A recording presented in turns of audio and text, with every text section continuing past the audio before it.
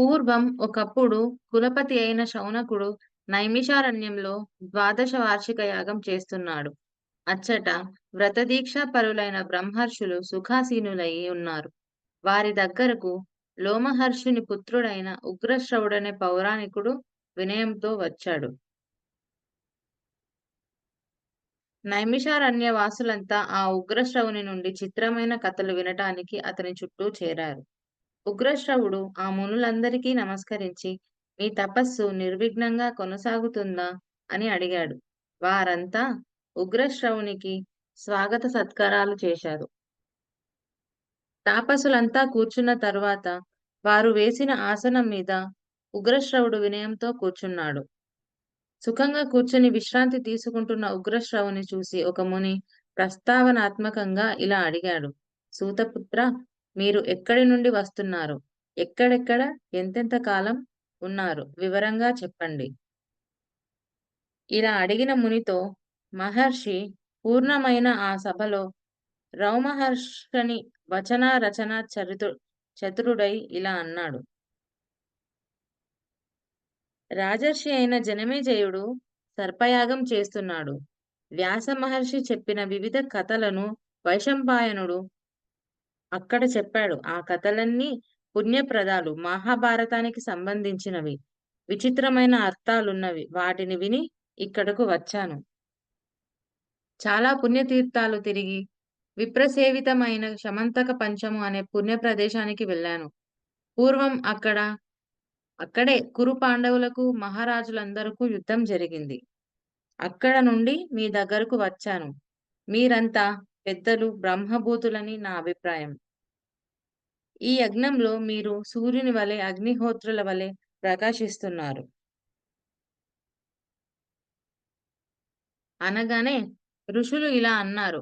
కృష్ణద్వైపాయన మహర్షి చెప్పిన భారతమనే ఇతిహాసం వినాలనుకుంటున్నాము. పూర్వం దాన్ని దేవతలు, బ్రహ్మర్షులు విని పూజించారట. అది విచిత్రమైన పద విన్యాసాలతో కూడిన ఉత్తమ కథయట. సూక్ష్మార్థాలతోనూ, న్యాయాలతోనూ కూడినది. వేదార్థాలతో నిండినది. పుణ్యప్రదము, గ్రంథాలతో కూడినది. సంస్కారయుతమైన వాగ్విశేషాలతో, అనేక శాస్త్ర విశేషాలతో నిండినది. జనమేజయుని యాగంలో ఆ భారతాన్ని వ్యాసమహర్షి ఆజ్ఞతో శిష్యుడైన వైశంపాయనుడు విధియుక్తంగా చెప్పాడట. అలా చతుర్వేద విశేషాలతో కూడినదై వ్యాసమహర్షి పరమాద్భుతంగా వ్రాసినదై పుణ్యప్రదమై పాప భయాలను పోగొట్టే భరత సంహితను వినాలని కోరుతున్నాము.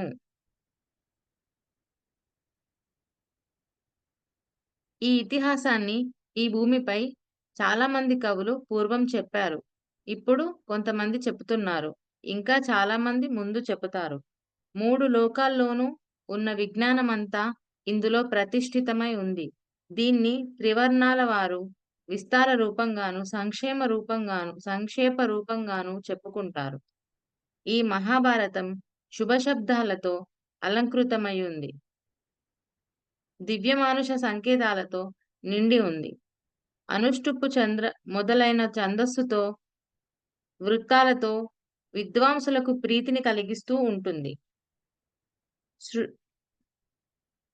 ఒకనాడు వ్యాస మహర్షి హిమవత్ పర్వత పాదములో ఉన్న ఒక గుహలో దర్భాసనం మీద నియమంతో శాంతియుతుడై తపోనిష్టలో ధర్మదృష్టితో భారత ఇతిహాసం యొక్క గమనాన్ని యోగంలోకి ప్రవేశించి జ్ఞానముతో చివరి వరకు చూశారు. సృష్టికి పూర్వం ఇదంతా చీకటితో నిండిపోయి ఉంది. వెలుగు లేదు. ఆ సమయంలో ఒక పెద్ద అండం ఉద్భవించింది. యుగాదికి ఆ దివ్యమైన అండమే కారణమయ్యింది. బ్రహ్మ అంతర్యామి రూపంగా ప్రవేశ ప్రవేశించింది. బ్రహ్మ దాన్ని సృష్టించి దానిలోనే ప్రవేశించాడు. దాని నుండే హిరణ్యగర్భుడు పుట్టాడు. అతడు ప్రథమ దేహధారి. తరువాత త్రిగుణ ప్రధానులైన బ్రహ్మ, విష్ణువు, రుద్రుడు ఉద్భవించారు. తరువాత బ్రహ్మ యొక్క సృష్టి కార్యం కోసం దక్షపుత్రులు, ప్రజాపుత్రులు పుట్టారు.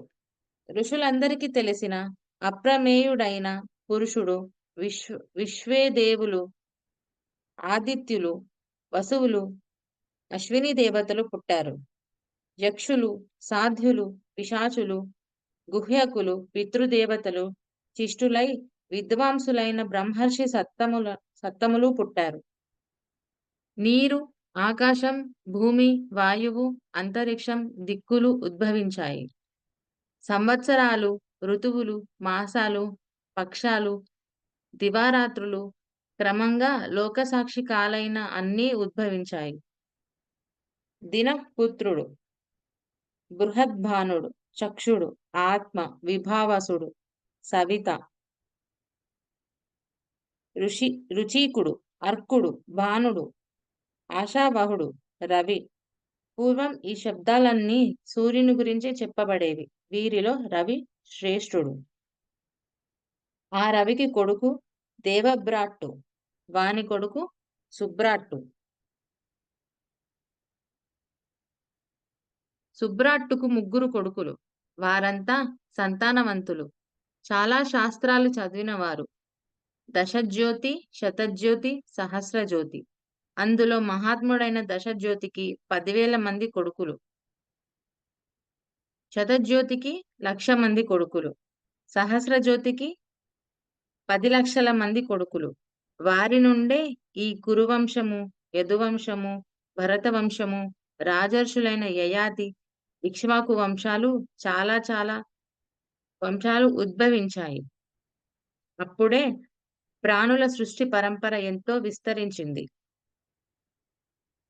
వ్యాస మహర్షి తన జ్ఞాన దృష్టితో ప్రాణులన్నింటినీ నివాస స్థానాలు, ధర్మం, అర్థం, కామం, వీటి భేదాలు, రహస్యాలు, వేదాలు, విజ్ఞాన సహిత యోగం, ధర్మార్థ కామ హితు హితాలైన వివిధ శాస్త్రాలు, ధర్మార్థ కామ సహితాలైన వివిధ శాస్త్రాలు, లోకయాత్రా విధానం అంతా చూశాడు.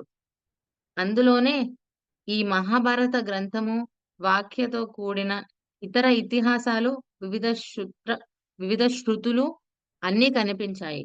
ఈ గ్రంథ లక్షణం కూడా చెప్పబడింది. పరాశరుని కొడుకైన వ్యాస మహర్షి దీక్ష వహించి ఉత్తమమైన ఈ భారత కథను చెప్పాక దీన్ని శిష్యులకు ఎలా బోధించాలి అని ఆలోచించాడు. వ్యాస మహర్షి మనసు తెలుసుకుని లోక గురువైన బ్రహ్మదేవుడు వ్యాసునికి లోకానికంతకు ప్రీతి, హితము చేకూర్చాలని స్వయంగా అక్కడకు వచ్చారు. వ్యాసుని ఈ మాటలు విని బ్రహ్మ ఇలా అన్నాడు: మహర్షి, నీకు గుప్తమైన జ్ఞానమంతా తెలుసును. తపో విశిష్టుడవు, మునులందరికంటే విశిష్టుడవు. అందుకే నిన్ను మహర్షి శ్రేష్ఠుడవని నేను భావిస్తున్నాను.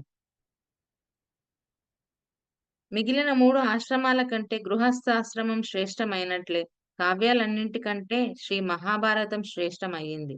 అందుచేత ఈ కావ్యాన్ని వ్రాయటానికి గణేశుని స్మరించు. ఉగ్రశ్రవుడు ఇలా అన్నాడు. ఇలా చెప్పి బ్రహ్మ తన లోకానికి వెళ్ళిపోయాడు. వెంటనే వ్యాస మహర్షి గణేశుని స్మరించాడు.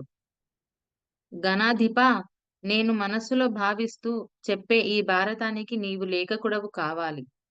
ఆ మాట విన్న వెంటనే విఘ్నేశ్వరుడు, నా లేఖిని క్షణకాలం కూడా ఆగకుండా చెప్పితే అప్పుడు నేను లేఖకుడను అవుతాను అన్నాడు. వ్యాసుడు వెంటనే గణాధిపునితో అర్థం తెలియకుండా ఎక్కడా వ్రాయకు అన్నాడు. సరే అని వినాయకుడు లేఖకుడయ్యాడు. వ్యాస మహర్షి ప్రతిజ్ఞ చేసి చెప్పడంతో ఉద్దేశపూర్వకంగా గ్రంథిని కూర్చేవాడు.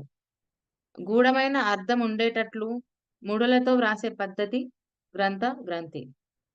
అటువంటి శ్లోకాలు 8,800 ఆ శ్లోకాలకు అర్థం నాకు తెలుసు, శుకుడికి తెలుసు, సంజయుడికి తెలుసునో లేదో. గూఢంగా దృఢంగా కూర్చిన ఆ శ్లోకాల సముదాయానికి అర్థం వివరించడానికి ఇప్పటికీ ఎవరికి శక్యం కాదు. అవి అన్ని గూఢార్థాలు, యోగార్థాలు, యోగరూఢాలు కలవి. వాటి అర్థం తెలుసుకొనటానికి గణేశుడు క్షణకాలం ఆలోచించేవాడు. అంతలో వ్యాసుడు చాలా శ్లోకాలు చెప్పేవాడు. అజ్ఞానమనే చీకటిలో కనులు మూసుకుపోయిన లోకానికి జ్ఞానమనే కాటుక పుల్లతో కనులు తెరిపిస్తుంది. వెలుగులునిస్తుంది శ్రీ మహాభారతం.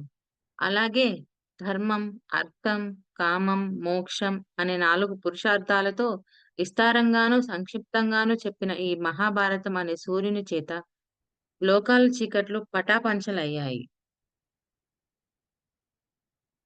అజ్ఞానమనే ఆవరణాన్ని పోగొట్టే ఈ ఇతిహాసం అనే దీపం లోకమనే గర్భాలయాన్ని సంపూర్ణ